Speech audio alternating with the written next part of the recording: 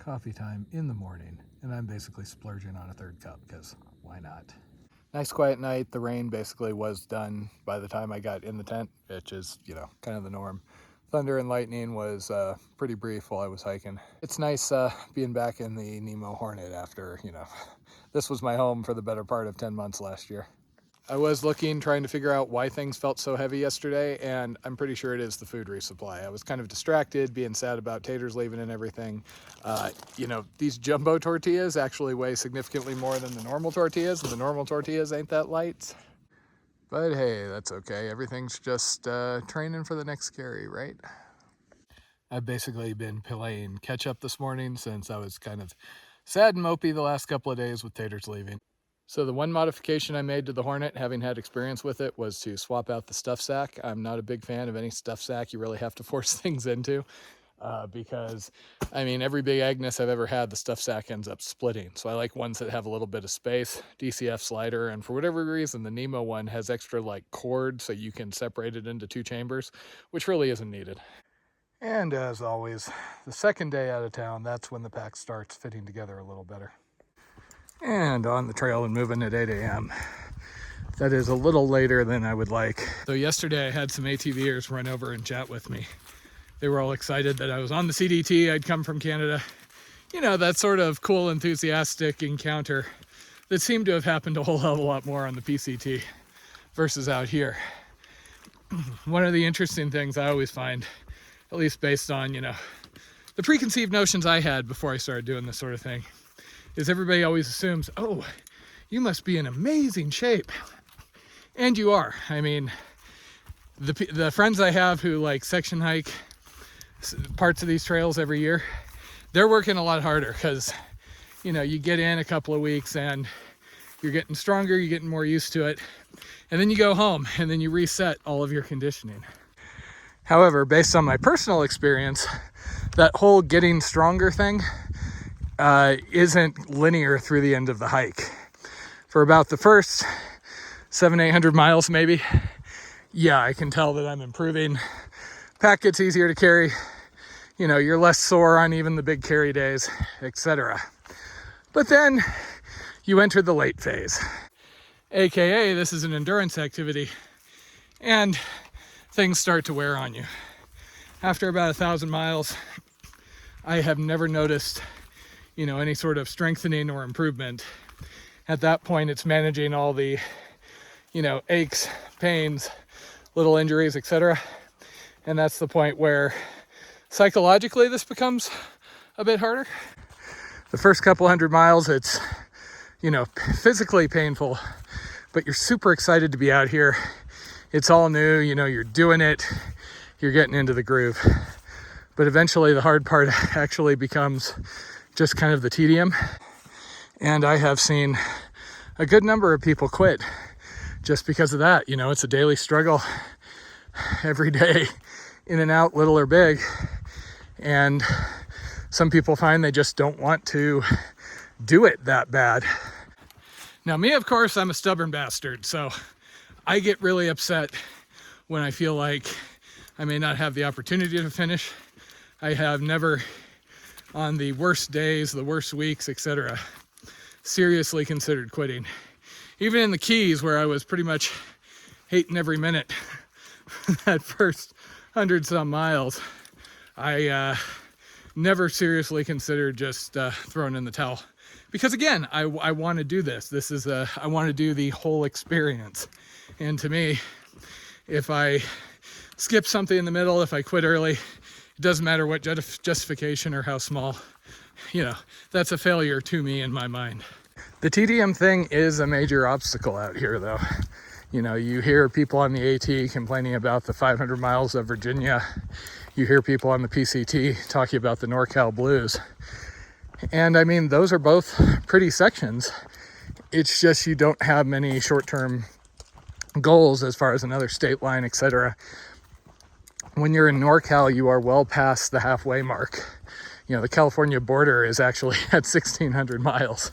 So you've been through so much, the Sierra, everything else, and here you are still in the same state. Now, if you ask me, NorCal is a spectacular area, but I do totally get the struggle there. As far as the overall goal, like I said, for me, that's always been rock solid, wanting to do the entire trail and do it quote unquote right. Whether that was just the PCT or the Key West to Canada thing last year. The TDM, I struggle with as much as anybody. Personally, thing that has helped me the most has just been audiobooks. It's something that it doesn't detract from the experience. I had people tell me, oh, how can you listen to music, audiobooks, etc.? You should just be enjoying the sounds of nature. Trust me, when you're out here for hundreds of days over a couple of years, you're getting plenty of sounds of nature regardless. It just gives me something to keep my mind busy and to look forward to. I like, epic fantasy and science fiction books. Anything that has a storyline that really draws me in. Now, when I get really crabby because I'm having a bad week, I'll actually get angry at the audiobooks, particularly if they start wasting time. The example that I always use to make Jen laugh, there are some books called, originally it was the Foundation Trilogy by Isaac Asimov. It was expanded, combined with the Robot Trilogy, and he did a bunch of continuations because while he didn't really have ideas towards the end of what to do with that epic, I think people kept driving dump trucks worth of money up to his house and saying, how would you like to write another sequel to Foundation? And, he was probably a smart guy. He was like, well, I could always use 2 more dump trucks of money. There is also a trilogy of midquels that happened during the original Foundation trilogy. And at one point, Harry Seldon and I think his wife take a vacation to this planet where you can transfer your mind into that of a monkey. And they do that, and there is monkey sex. Complete 200-page side journey from any sort of storyline. And that's the thing that started driving me nuts out here. And a lot of the classic sci-fi I used to just consume is guilty of that. Oh yeah, let's spend, this big chunk of time talking about hang gliding, because obviously the author had a new hobby or something like that. And when I was reading, that didn't bother me. When I'm out here huffing and puffing up a hill in the miserable heat, whatever else, and I'm like, seriously, we need to go into this much detail about hang gliding? What the hell, Peter Hamilton? Can we please get back to, the alien invasion or anything? So I've been going more for kind of the really well-written, action-packed stuff like The Expanse, Red Rising, things like that. And some of the more philosophical works, like I tried to read The Prince of Nothing, I think it was, could not make it through that. Hit my first Nobo after about 15 minutes today. The other trick for me as far as just dealing with the tedium, oddly enough, is just trying not to focus on where I'm going, when I'm going, stuff like that. I mean, here I've got a resupply in another 3 or 4 days. That's a long time away. Best thing I can do is just kind of lose myself, because I joke about it being my hiker zen. And when I can hit that, then the miles just kind of melt away. My very best days out here are when I'm just hiking along and all of a sudden I look at my phone and I'm like, wow, 5 hours went by. Cool. Often that gets triggered by a really good book. Sometimes it'll be triggered by hiking along and running into somebody going my same direction, and we will chat for a while. On PCT, we ran into this guy named Vader, and we just pounded out the mileage into town. Made such good time because, we were just talking and you kind of subconsciously push each other. Yay for testosterone and competition, huh? So my mental state at this point is just one day at a time. When I'm tired, when something hurts, etc. Just look forward to get to the tent, and each night is basically a little bit of a reset. My foot might hurt at night, but usually overnight that gets better. And you feel completely different the next morning. And of course, being in prettier sections helps. Those dry brown cow fields were easy walking, but they were a bit monotonous. This has been a lot better, greener, and going in and out of the trees It's not like you can see to the horizon and see your next 20 miles just stretching out to the skyline. That had a lot of that in southern Florida, and that was hard to get through. Also, drinking extra coffee helps. It's basically all good till the heart palpitations start. So, since I was really enjoying the view this morning, had 3 cups, and there is a little bit of a more bounce to my step.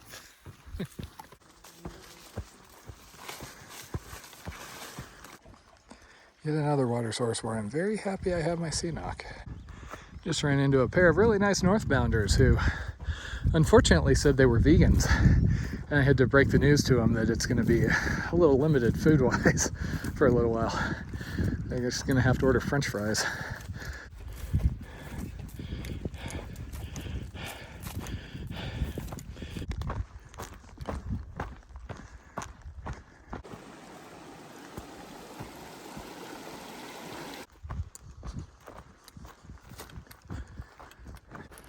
Well, I was having a grand old day. Just out of nowhere got stung by something right here in the armpit. Freaking hell. Just ran into another PCT 2020 person. And the person with one of the most appropriate trail names I've ever met. I ran into Happy a couple of times in Northern California and then in Washington in 2020 on the PCT. I knew she was coming northbound. And I was hoping to run into her before I got off on the red line that avoids the max route. So basically, people that I know about and was hoping to run into, there is only one more at this point. There's a guy that went by Spice Rack in 2020 on the PCT and Safari on the AT last year. So if I manage to run across him, and manage not to fall and break my ass, I'll have seen him on all 3 trails. If I ever do break my leg out here, even odds that I was talking to the camera when it happens.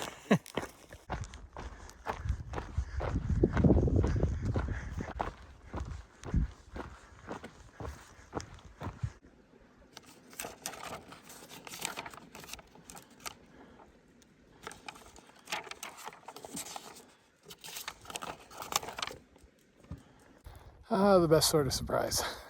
A functional privy.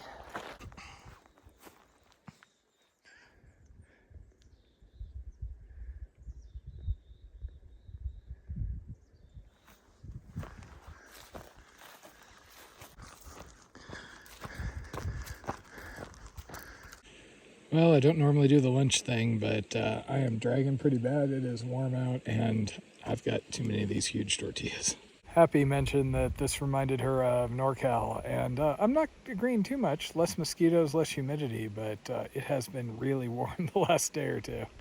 I was just dying coming up that last hill. Looks like I might be in for some more exposed sections. Hopefully if there's any thunder, it's no more than yesterday.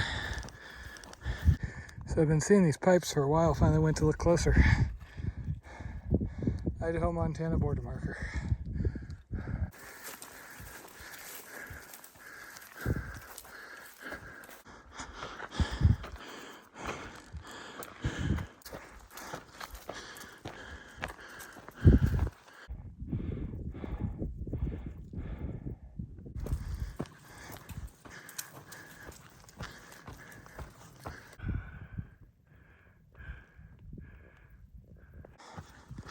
It's a bit after 6, and this is pretty much my favorite time of the day.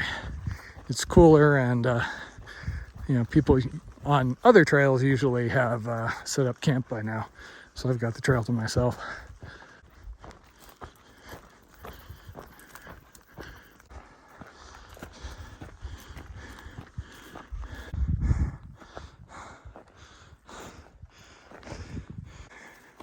And there's the water for tonight. Though I'm going to fill up and move on. Not quite the most visually appealing water of the day, but it'll work. She's going to be picked up at Red Rock Pass, and then I may catch up to. So it turns out one of those people over there was Mr. Zach Gallifrakis that we ran into just outside of Hamilton. It is 8:30, so I'm not going to be able to make it too much further. I want to try and get at least another mile or 2.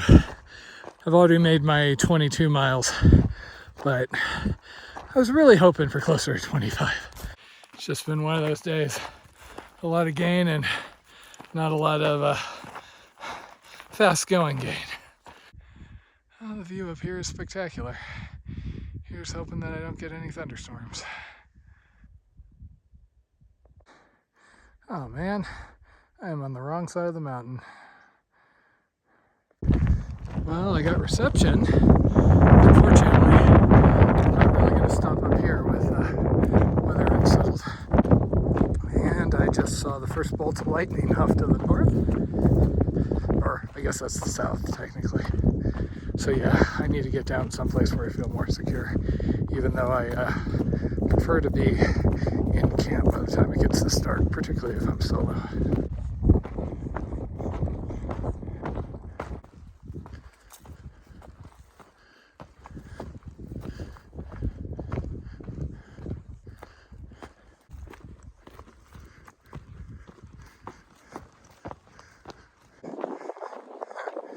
Yeah, this does seem to be getting a little closer. It's going to be a ton of fun if it starts raining on me here before I can find a camp. I'm starting to wish I had set up my tent next to Mr. Galfrakis back there.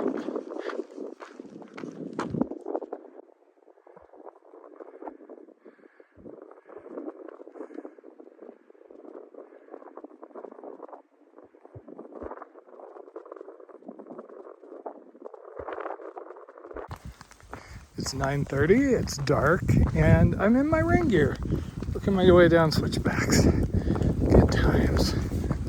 Literally the first serviceable, halfway safe campsite I can find. It's going to be home sweet home. I've just wasted time crawling into each grove of trees, but haven't had any luck.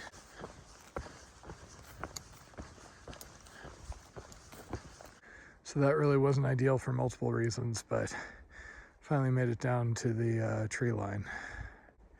It's currently about 10:30. I've got lightning storms off in the distance in multiple directions. I'm just happy to be able to stop. Home sweet home for the night.